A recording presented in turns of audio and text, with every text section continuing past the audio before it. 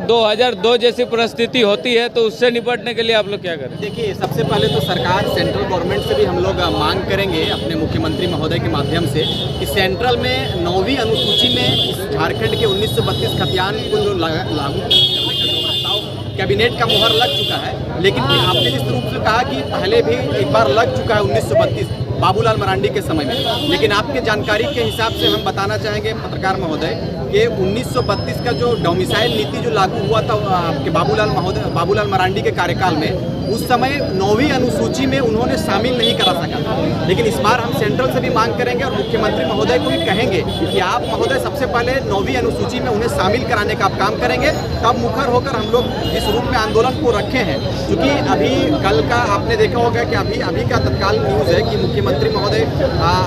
राज्यपाल के समक्ष गए हैं, हो सके कुछ अगली रणनीति झारखंड हित में हो, और हम लोग इसका डटकर सामना किए हैं। और जिस तरह से झारखंडी जनमानस ने इस आंदोलन को धारदार देने का काम किया है, आगे भी अगर ऐसी स्थिति और परिस्थिति बनती है और अगर किसी प्रकार की त्रुटियां लाती है या सरकार झारखंडी हित में निर्णय को नहीं लेते हैं, तो इस पर भी हम लोग फिर से पुनः आंदोलन करेंगे। और जिस रूप में लोगों ने कहा है कि बोरिया बिस्तर बांधने का काम आंदोलनकारी करें, तो हमने सबसे पहले कहा है कि हम लोग क्रांतिकारी विचारधारा रखते हैं और युवा क्रांतिकारी विचारधारा के तहत चल रहे हैं। और हम लोग एक मुद्दा समाप्त नहीं हुआ है, हमारे पास अभी उद्योग नीति बचा हुआ है, हमारे पास बहुत सारी नीतियाँ हैं जिसको अभी लागू करना सरकार को करना पड़ेगा और उस पर भी हम लोग काम करेंगे। ऐसे नेता जो इसी विधानसभा क्षेत्र से आते हैं जहाँ आप खड़े हैं, उन लोग का स्वर थोड़ा विरोध में आया है, ठीक है, तो ऐसे नेता विधायक सांसद को आप क्या कहना चाहेंगे? देखिए, इसका जवाब जनता देगी और हमारे झारखंडी जनभावनाओं के साथ में जो भी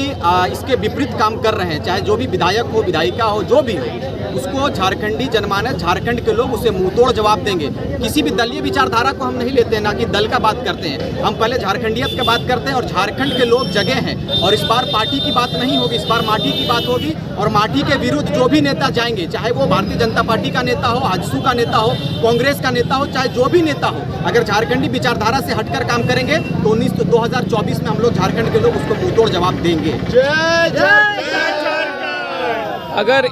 अगर केंद्र सरकार इसे 9वीं सूची में शामिल करने से खारिज कर देती है तो केंद्र सरकार के प्रति आप लोगों का क्या रणनीति रहेगी? देखिए,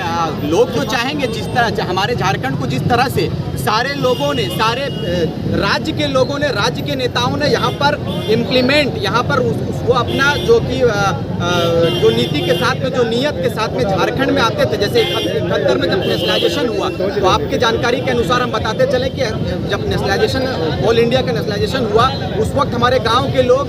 परिपूर्ण थे, संपन्न थे खेती में। तो हमारे गांव के लोग कहते थे अरे की जी भी रहे, वहाँ कोयला में ढूक भी, खदाने ढूक भी, मोर जी भी। तब उन लोग क्या किया कि बाहर के, बिहार के लोगों को, भूया हो चाहे और भी नीची जाति के लोगों को भगाने का काम किया और उनके नाम पर यहाँ के बाहर के लोगों को नौकरी देने का काम किया है। तो अब ये सब नौटंकी नहीं चलेगा, इसमें हम लोग विरोध करेंगे। झारखंडी जनमानस जग चुका है, चाहे जिस रूप में जो विरोध करेगा उसको हम लोग 2024 में विरोध करके उसको बताने का काम करेंगे। धन्यवाद।